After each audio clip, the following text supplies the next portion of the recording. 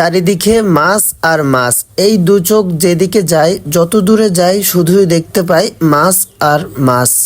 সায়েদ Ali super market, Dhaka.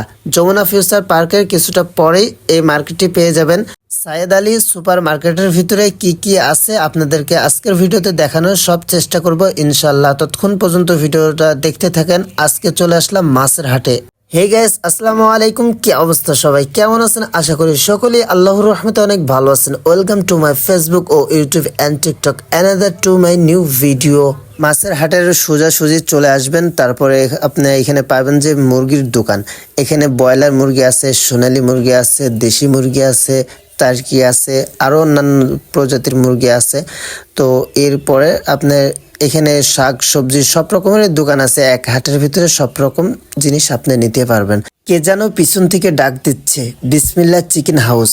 ভাইটির সাথে কথা বললাম, ভাইটি আমার ডাকলো, তো সব কিছু বিস্তারিত বললাম। যে বললো যে ভাই ভিডিওটা একটু ভালো করে ছিলেন, আমাদের দোকানের নামটা একটু প্রচার করে দেন। তো সবাই আসলে এখানে আসবেন, ঘুরবেন, মাছ কিনবেন, মুরগি কিনবেন, আরো অন্যান্য জিনিসও কিনবেন। আর ভাই মাছ এখানে এক প্রকার না, এখানে আপনি, আমিও জানি না এত মাছের নাম যে কিভাবে বলবো বুঝতে পারছি না। আমি তো মাছের নাম এত জানি না। আর আজকে আমি যা দেখছি, এরকম আমি হাটে গিয়েছি কিন্তু এরকম মাছ মনে করেন এত প্রকারের মাছ আর এত মোটা মোটা অনেক অনেক মাছ মাছ আমি বলে বোঝাতে পারবো না। যেহেতু সকালবেলা আপনারা দেখে বুঝতে পারছেন যে একটু কম ভিড়।